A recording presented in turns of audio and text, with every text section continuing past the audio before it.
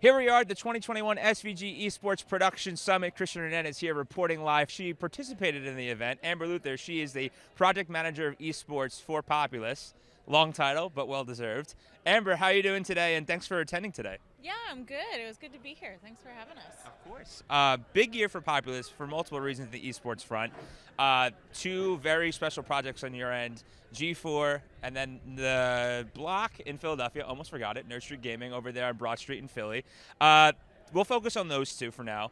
Talk about kind of building those structures in the middle of a global pandemic. I'm sure that was a lot of late nights, a lot of lost sleep, but talk to me about bringing those things up to from the ground up. Yeah, no, there was obviously a lot of fun because they're cool spaces to design. Right. But I think, one of the biggest things that we were up against was trying to be innovative and get everything functional in an esports space, especially when competition is involved. During a time where you can't get switches, all the AV equipment is on back order for longer than your construction was supposed to be. Right. And then dealing with okay, well, how do we make the design still work, right? And how do we make these events function the way we need them to in the time we have? Luckily, we were able to do that. And I think it's because we do have a lot of US-based companies. We had a lot of people who had backstock of AV switches, and I think the coolest thing though is to see them opening now, right? So some of them, like G4, were designed and built in 12 months. That's for 60,000 square foot facility, yeah. So now the block is a little bit different, but both of these were in existing buildings too. So we're dealing with union labor in the city of Philadelphia. We're dealing with supply chain shortages, like everybody's probably already talked about. But I think at the end of the day, what's really cool is this month, the block opened up, successful event. They're going to continue doing that. G4 launches today. Woo! Yeah. Throwback to Attack of the Show. And I think that there's a lot of success story just coming out of the next couple weeks. Right. Also, the thing that you're helping these clients do now, because they're used to just doing all these events remotely because of the pandemic. Gotcha. They're all coming back. Fans are all coming back to these venues. When it comes to helping these people out, what are some of the things that you have to not so necessarily hold their hands on, but they have to get back in the swing of things like everyone. What are some of the things that you say, hey, this is why fans should be excited to come to this arena or the other arena? What are your thoughts?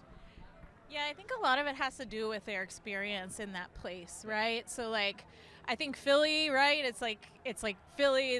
I think everybody kind of knows it's a little bit of a gritty city, Right. maybe a little bit down from New York. Yeah. But I think, that and having that present and that feeling and events and maybe parting gifts and maybe musical experiences paired with some of these events, I think we're starting to see that get planned a little bit more. Now it costs a little bit more. Right. But I do think that fans are coming away from events with a better experience at the end of the day, and they're really excited to do it because they've been doing this in their house or their bedroom for the past 2 years.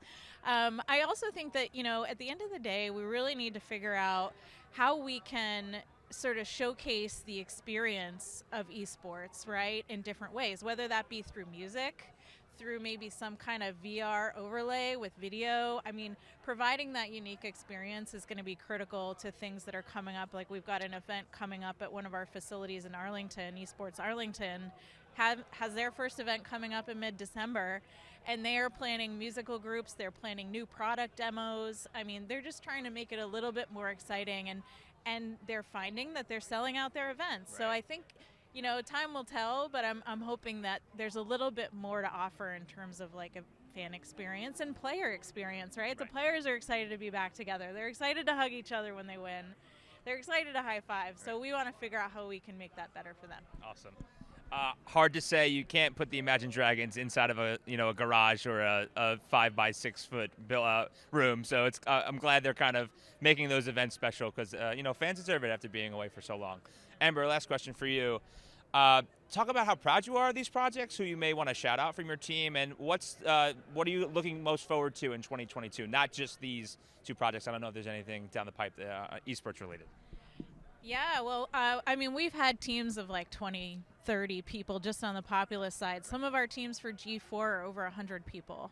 So I think a lot of kudos goes out to our clients at G4, like Tucker Roberts and Joe Marsh and Tom Smeetham. These are the guys that stewarded this thing through budget cuts and material shortages, right?